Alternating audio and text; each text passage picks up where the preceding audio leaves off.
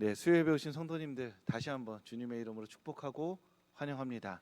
어떤 분들은 저를 오늘 이 시간에 처음 뵀을 것이고요.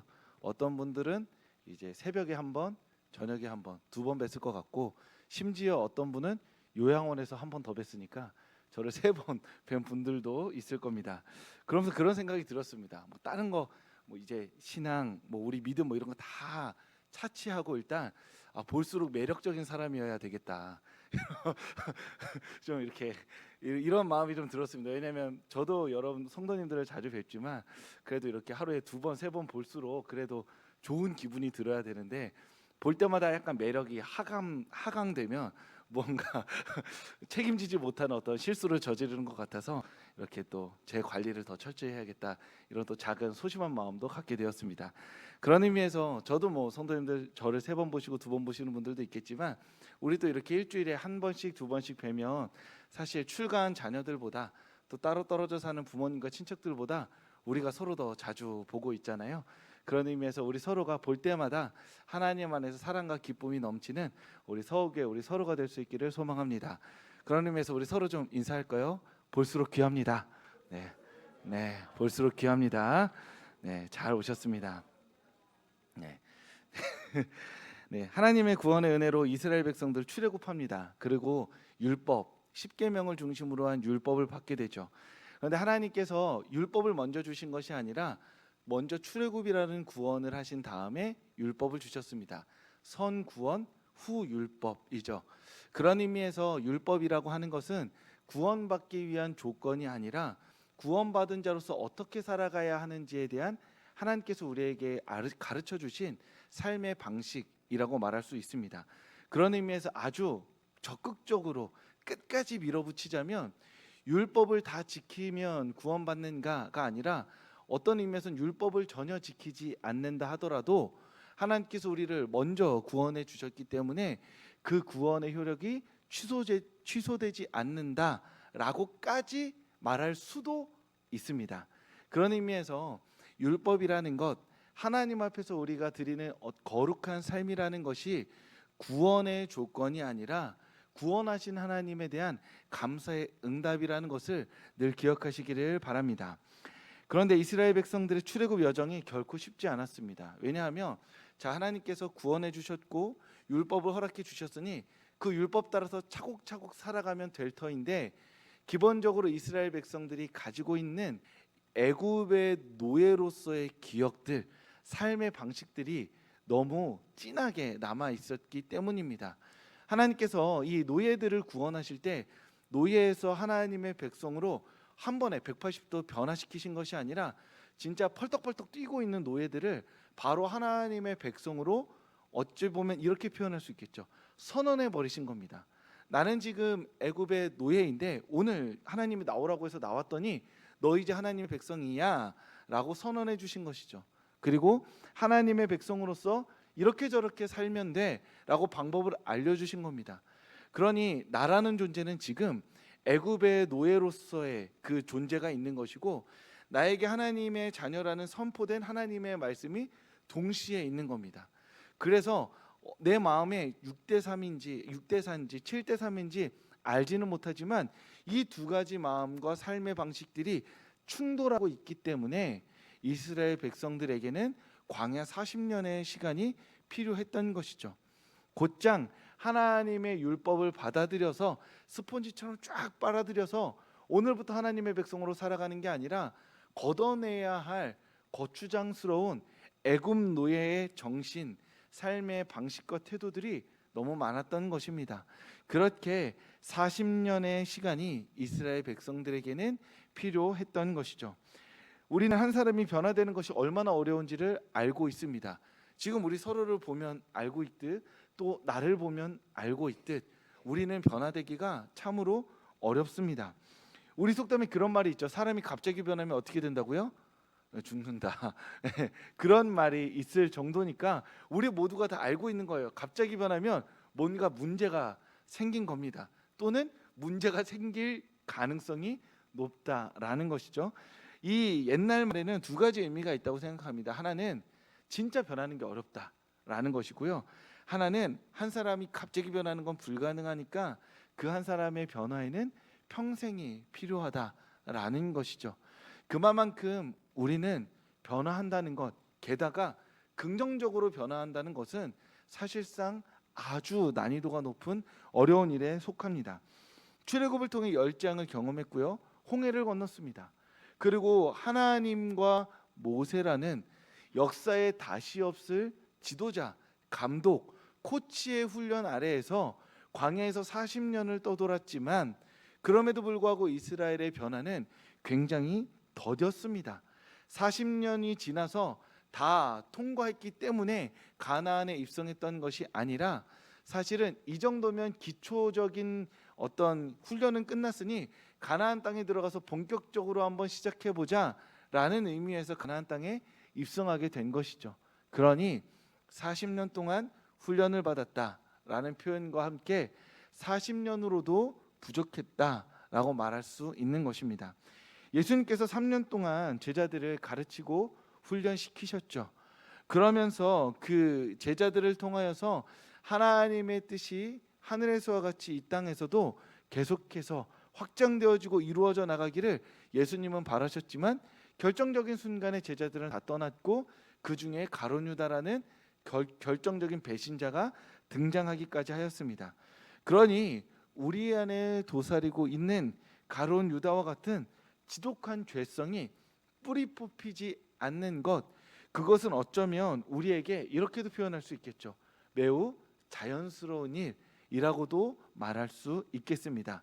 그리고 우리가 변하기 어려운 존재라는 것을 겸손히 인정하고 받아들여야 하는 것도 사실이라는 것이죠. 그런 의미에서 우리는 변화 자체의 결과에 집중해야 하는 것이 아니라 변화하고자 하는 그 누적해 나가는 시간에 집중해야 하는 사람들입니다. 하나님, 제가 10년 전보다 얼마나 변했는지 아세요? 제가 10년 전에는 이러이러한 죄들을 지었는데 오늘은 이러이러한 죄들은 짓지 않고 주님 앞에 얼마나 거룩해졌는지를 한번 보세요. 제가 15년 전에는 목사님 설교 시작하자마자 잤는데 이제는 어느 정도 좀 성령 충만해서 시작하고 5분은 버틸 수 있습니다 라고 이렇게 말하게 되는 것, 우리가 어떠한 변화의 결과값을 가지고 주님 앞에 고백하는 것이 아니라, 하나님, 제가 주님 닮아가고자 매일매일의 시간을 주님께 드리고 있습니다. 설령 내가 보기에는 나의 변화가 그렇게 도드라지지 않는다 하더라도 하나님의 거룩한 백성으로서의 삶이 눈에 띄게 성장하고 확장되어지지 않았을지 몰라도 제가 주님께 드린 이 시간이 결코 헛되지 않은 줄 믿습니다. 주님 앞에 섰을 때에는 처음 주님을 믿었을 때보다 더 예수님 닮은 삶으로 주님 앞에 서게 될 줄 믿습니다 라고 우리가 주님께 드린 시간에 집중할 때 우리를 다루시고 우리의 삶을 인도하시는 하나님의 은혜에 민감하게 반응하게 될 줄 믿습니다. 그러니 오늘 소중한 시간과 마음을 들여서 이 예배 자리에 나오신 성도님들, 우리가 이 시간을 싸움으로 말미암아 하나님께서 우리의 삶을 섬세한 손길로 변화시켜 나가고 거룩한 하나님의 백성으로 인도해 나가고 계신 줄 믿습니다. 더딘 듯 보이지만 하나님이 그 일을 이루신다고 믿고 우리가 지금 주님께 드리는 이 시간과 마음이 하나님 안에서 우리의 변화에 깊은 자양분이 될 줄 믿고 주님께 우리를 내어 맡기며 변화되어질 우리를 기대하는 성도님들 되시기를 축복합니다. 오늘 우리가 함께 읽은 이 신명기 말씀은 광야에서 출애굽 1세대가 모두 죽고 나서 이제 가나안 앞에 섰습니다. 그리고 모세가 출애굽 2세대들에게 전하는 마지막 유언과도 같은 설교입니다. 출애굽 2세대는 출애굽 1세대가 가나안 정탐 이후에 저기 못 들어갑니다 라고 말하는 그 불순종으로 말미암아 모두 죽고, 그때 20세 미만의 사람들과 광야에서 태어난 사람들로 이루어진 하나님의 백성들이었습니다. 이들이 가나안에 들어가기 전에 모세가 다시 한 번 더 너네 정신 똑바로 차리고 이 말씀 들어. 너네는 다 기억나지 않겠지만 출애굽 1세대와 함께 했던 그 모든 역사 가운데 하나님께서 우리에게 얼마나 놀라운 일을 행하셨는지를 가르쳐주는 말씀이 오늘 신명기의 말씀입니다. 저는 어렸을 때, 아주 어렸을 때입니다. 아주 어렸을 때 신명기가 이제 한자가 좀 짧으니까요. 새로울 신과 명령할 때 그 명자를 써서 하나님께서 새롭게 명령하신 말씀이라고 생각했습니다. 지금 그렇게 생각하고 계신 분들 계신 것 같은데, 네, 묻지 않겠습니다. 아닙니다. 저는 신자가 두 개였어요. 새로울 신이랑 매울 신. 근데 신라면의 신은 아니니까 새로울 신이겠지 해서 신명기인 줄 알았는데, 신이 또 다른 말씀이 거듭할 신 해서 하나님께서 거듭 이렇게 말씀해 주신 하신 말씀이라는 의미로 제목이 붙어져 있었습니다. 저는 이 말씀이 썩 좋은 말씀은 아니라고 생각합니다. 왜냐하면 우리나라 사람들 입장에서 신명기 하면 저처럼 생각할 것 같은데 그렇지 않나요? 제가 공부가 좀 짧은 편인가요? 신자 하면 일단 너무 새로운 신이랑 매울 신이 강해서 신명기가 조금 오해가 있는 말씀인 것 같습니다. 거듭해서 하나님께서 말씀하신 이야기인데 그 표현이 다 담겨 있진 않은 것 같아요.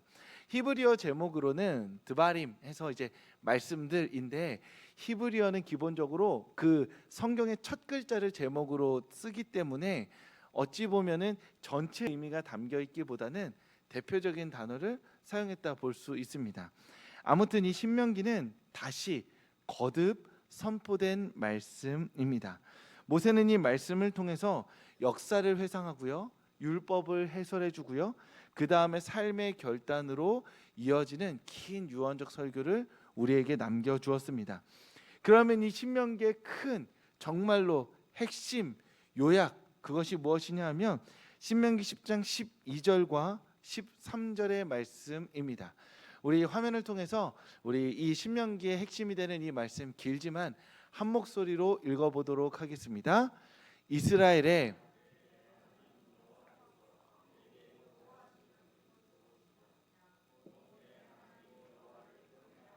그의 모든 도를 행하고 그를 사랑하며 마음을 다하고 뜻을 다하여 내 하나님 여호와를 섬기고 내가 오늘 내 행복을 위하여 내게 명하는 여호와의 명령과 규례를 지킬 것이 아니냐. 아멘. 그러니까 신명기를 통해 모세가 하고 싶은 말은 무엇이냐 하면 하나님 잘 섬기라는 겁니다. 경외하고요, 사랑하며 섬기라라는 것이죠. 우리 모두가 알고 있는 내용입니다. 우리를 지으신 하나님, 우리를 구원하신 하나님 잘 섬기는 것이죠. 그런데 한 가지 킥이라고 말하는 핵심이 있습니다. 그것이 무엇이냐 하면 하나님을 섬기는 삶 속에서 우리가 진정한 행복을 발견할 수 있다라는 것입니다.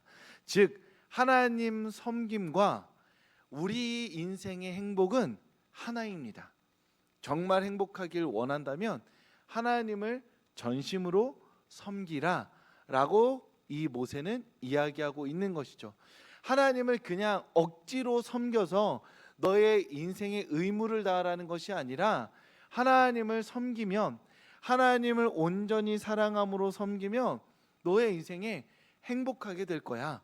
네가 정말 행복하길 원한다면 하나님을 사랑하며 섬기라 라고 모세는 이야기하고 있는 것이죠. 우리 안에 있는 행복 추구권은 하나님을 사랑할 때 온전히 경험할 수 있는 것입니다. 반복해서 몇 번이나 말씀드렸지만 우리 인생 가운데 누리게 되는 그 파편적인 행복들의 총합을 다 더해도 하나님을 통해 경험하는 행복보다 덜하다고 고백하는 것이 그리스도인의 고백인 것이죠. 그래서 우리가 언제 행복한지를 한번 따져보고 생각해 보아야 합니다. 성도님들 언제 행복하신가요? 한번 생각해 보시겠어요? 내가 언제 행복한가? 하나님 예배할 때 요거는 나중입니다. 이거 정답이니까 이렇게 따로 이렇게 좀 그 답까지 너무 빨리 가면 너무 이렇게 대화가 안 되니까요. 하나님 언제 내가 언제 행복한가 생각해 보면, 일단 저는 생각해 볼 때는 제가 이제 알라딘 이제 책 사는 사이트에 가끔 가다 들어갑니다. 가끔 가다 들어가서 이름을 꼭 검색해요. 이승우 이렇게 검색해서 신간이 나왔으면 이렇게 행복해합니다. 그리고 신간이 안 나왔으면 아쉽다라고 생각을 해요. 그 제가 유튜브에 이제 성도님들 대부분 유튜브는 알고리즘으로 이루어지기 때문에 굳이 특별한 일이 있을 때는 검색하지 않아요. 검색 잘 하시는지 모르겠는데 저는 때마다 유튜브에다가 검색하는 이름이 있습니다. 제 이름 아니고요. 제 이름 검색하지 않습니다. 김혜건이라는 제 스승님 이름을 검색해요. 그러면 가끔가다 이렇게 교회 가서 설교하신 내용이 있어서 검색해서 나와 있으면 좀 이렇게 행복해합니다. 저는 그렇게 제가 좋아하는 어떤 사람들이 새로운 작품을 내거나 어떤 새로운 이야기를 쓰거나 할 때 그걸 찾아서 보면서 좀 행복해하는 편입니다. 성도님들은 어떠신가요? 이렇게 자기가 행복한 어떤 순간들, 요소들이 있으시겠죠? 저는 수요 예배드리기 전에는 잘 안 먹는 편입니다. 예배드리기 전에 뭘 먹으면은 이렇게 속에서 갑자기 이렇게 뭔가 이렇게 가스가 나오는 어떤 불편한 상황이 발생할 수 있어서 잘 먹지를 않아요. 그러면 수요 예배 끝나면 이렇게 당이 떨어집니다. 당 떨어지면 여러 가지를 먹어요. 그래서 많이 먹게 됩니다. 뭐 보통은 라면을 먹는데 라면에 계란을 넣고요. 계란만 넣으면 좀 아쉬우니까 만두도 넣습니다. 그럼 그걸 이렇게 먹고 나면 뭔가 당겨요. 그러면 이제 집에 있는 빵을 구워 먹거나 그리고 아이스크림도 먹고, 그러니까 집에 있는 모든 냉장고를 털어 먹기 시작합니다. 당이 확 떨어지니까요. 그래서 목요일 새벽에 대부분 제 얼굴이 좀 부어 있는 거를 왜 그럴까, 힘들어서 보고 계신가가 아니라 수요일에 끝나고 너무 많이 먹어서 목요일에는 좀 부어 있는 경향이 있습니다. 그러니까 우리가 인생 가운데 하나님께서 주신 행복들이 너무나 많아요. 사랑하는 사람들과 함께 보내는 일이라던가. 그런데 모세는 그 행복을 이야기하고 있는 겁니다. 지금 성도님들이 생각하시는 모든 행복, 제가 말한 모든 행복, 그 모든 행복을 지금 이 한 시간 안에 한 번에 하나님께서 우리에게 허락하신다 하더라도 우리가 하나님 안에서 누리는 행복이 더 깊고 더 진실하다라고 모세는 이 말씀을 통해 이야기하고 있는 겁니다. 그러니 행복하고 싶다면 하나님을 섬기라라고 우리에게 명령하듯 말하고 있는 것이죠. 그래서 우리가 기도할 때마다 이 기도의 제목들을 담아야 합니다. 하나님, 예배하는 시간이, 기도하는 시간이, 말씀을 읽는 시간이 행복이 되게 하여 주시옵소서. 그냥 누군가가 이야기했기 때문에, 신앙의 습관이기 때문에 반복해서 학습된 습관을 이어나가는 것이 아니라 제가 이 일들을 통해 다른 것에서 누리는 행복보다 더 깊고 진실한 행복을 누림으로 말미암아서 다른 어떠한 시간들보다 우선하여서 하나님께 나의 시간과 마음을 드리는 그러한 참된 하나님의 백성된 삶을 살게 하여 달라고, 그렇게 우리는 기도하여야만 하는 것이죠. 그렇게 기도하지 않으면 우리는 종종 때로 우리의 모든 신앙이 습관처럼 메말라가는 경험들을 하게 됩니다. 그러면 어떻게 되냐면 때마다 일마다 누군가가 한번 와서 내 인생에 불을 질러주기를 바라는 거예요. 누가 어디서 막 불 갖다가 불 받아라 해가지고 한 6년 7년에 한 번씩 은혜 뜨겁게 받고 눈물 한번 쫙 이렇게 흘리면서 하나님 살아계시지 고백하고, 근데 이제 나이가 들어갈수록 감각이 좀 둔해지고 우리가 어느 정도 알고 있다고 생각하니 그런 인들은 드문드문해지고, 그러다 보면 어딘가 모르게 말라있고 굳어있는 신앙을 그냥 반복하게 되는 경우가 있다라는 것이죠. 그런 의미에서 다시 한번 말씀드리지만 기도 가운데 우리가 하나님 앞에 드리는 이 반복된 신앙의 행위들이 우리 안에서 행복으로 다가오게 하여 주시옵소서. 하나님으로 행복하고 그 행복함으로 말미암아 진실한 기쁨을 누림으로써 참된 하나님의 백성으로 살아가는 우리 모두가 되게 하여 주시옵소서. 그렇게 주님 앞에 행복을 위하여서 기도하는 성도님들 되시기를 소망합니다. 그리고 이렇게 하나님을 향한 사랑과 순종이 막 강조되면서 하나님 사랑하라 라고 말하는 맥락에서 오늘 우리가 읽은 본문이 나옵니다. 뭐라고 나오냐면 나그네를 사랑하라. 너희도 애굽 땅에서 나그네 되었음이라 라고 이야기합니다. 이 구절이 굉장히 특별한 이유가 무엇이냐면 앞에서 하나님을 사랑하라고 했어요. 하나님을 사랑하는 삶이 행복이라고 했습니다.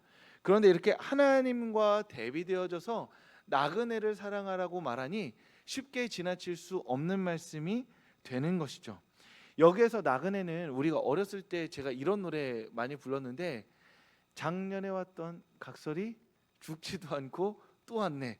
근데 제가 각설이를 본 적이 많이 없거든요. 근데 이 노래가 이렇게 구전처럼 이렇게 전해져 왔었던 거 보니까 우리가 생각하는 나그네가 이런 사람이 아니라는 거예요. 1년에 한번 이렇게 엿장수들이 가위치면서 와가지고 옆팔로 오면서 이렇게 등에 북 메고 이렇게 빵빵 치면서 뭔가 팔러 오고 돈 벌러 오는 사람들이 아니라, 성경에서의 나그네는 타국이나 타 민족의 공동체 안에 어떤 도움받을 외부적 요인, 어떤 도움받을 것 없이 이방인으로 들어와 살고 있는 사람들입니다. 이 대한민국 이 제주 땅에서 놓고 보자면 피부색이 다른 사람이라고 볼 수도 있고요, 말투가 다른 사람이라고 볼 수도 있겠죠. 즉 이 지역 사회 안에서 우리가 살아가는 공동체 안에서 우리가 자연스럽게 우리라는 표현을 쓸 때 그 우리 안에 들어오지 않는 사람들입니다. 그래서 이 나그네됨은 나그네로서 살아본 사람만이 이해할 수 있는 정서적 감정인데요, 하나님께서는 나그네를 사랑하라라고 말씀하시면서 너희도 애굽에서 나그네였다라고 이야기하십니다. 이 본문의 핵심은 나그네를 사랑하라는 행동이 아닙니다. 네가 나그네였음을 기억하라는 정체성에 대한 이야기인 것이죠. 너희가 나그네였다. 구원과 은혜의 돌봄이 필요한 사람이었다. 다른 곳에서는 너를 돌봐줄 사람이 없어서 너희가 탄식하고 부르짖을 때 내가 너희를 돌보아 주었다. 너희는 그렇게 외롭고 도움이 필요하고 은혜가 필요한 한 사람이었다 라고 하나님께서 말씀해 주고 계신 겁니다. 너희가 이제 가나안 땅에 들어가서 놀라운 성공을 경험할 것이고 성취를 해낼 것이고, 그곳에서 내가 준 땅에서 너희의 포도나무와 무화과나무 아래에서 행복한 삶을 살게 될 텐데, 그 성취와 영광의 순간에 여전히 기억해야 할 그 마음이 무엇이냐? 내가 하나님의 돌보심이 필요한 사람이라는 것, 하나님의 은혜가 필요한 사람이라는 것, 하나님의 사랑이 필요한 사람이라는 것, 그것을 기억하라고 오늘 모세는 애굽에서 나그네 되었음을 기억하라 라고 이야기하고 있는 것입니다. 그렇게 하나님의 돌보심이 필요한 사람으로서 내 곁에 하나님이 필요한 사람들을 사랑하기까지 그 사랑으로 인도하도록 모세는 오늘 우리에게 이 말씀을 남겨주고 있는 것이죠. 사랑하는 성도 여러분, 저는 그리고 우리는 하나님의 돌보심이 필요한 사람들입니다. 우리는 때때로 이것을 잊어갑니다. 당연히 하나님께 구원받아서 하나님의 도움이라는 것이 내 삶의 문제들을 해결해주는 도움의 손길로 생각하지만, 더 근본적으로 나라는 사람은 하나님의 불쌍히 여김을 받아야 하는 사람입니다. 나는 여전히 죄 가운데 있고요, 그 죄에서 벗어나지 못해서 여전히 죄책감과 정죄감 가운데 살아가고 있는 사람들이라는 것이죠. 분명 주님께서 나를 구원하여 주셨음에도 불구하고, 그 구원의 손길과 능력이 강력함에도 불구하고 나는 여전히 죄인으로서 반복된 죄의 자리에서 무너지는 것이 바로 나라는 사람이라는 것입니다. 우리는 하나님을 사랑하기 위해서 질주해야 하는 사람이 아니라 다시 한번 하나님으로부터 구원받았음을 기억하며 하나님의 사랑을 다시금 마음에 되새겨야 하는 나그네와 같은 사람들이라는 것이죠. 오늘 이 예배 자리에 오신 성도님들, 주님 앞에 여타의 많은 기도 제목들과 여러 고백들을 드리기 이전에 하나님 앞에서 사랑받아야 하는 나 자신을 주님 앞에 믿음으로 올려드리는 성도님들 되시기를 소원합니다. 하나님, 다시 한번 복음으로 내 삶을 회복시켜 주시옵소서. 예수 그리스도가 나를 위해 죽으시고 다시 사셨다는 그 사실을 붙들므로 눈물 흘리며 기도할 수 있는 그 예수 그리스도와의 사랑의 첫사랑이라 말하는 그 은혜를 기억하고 그 은혜 안에서 새로운 힘과 능력을 힘입는 제가 되게 하여 주시옵소서. 그렇게 복음의 은혜를 다시 한번 간구하며 기도하는 우리 수요예배 나오신 성도님들 되시길 주님의 이름으로 축복합니다.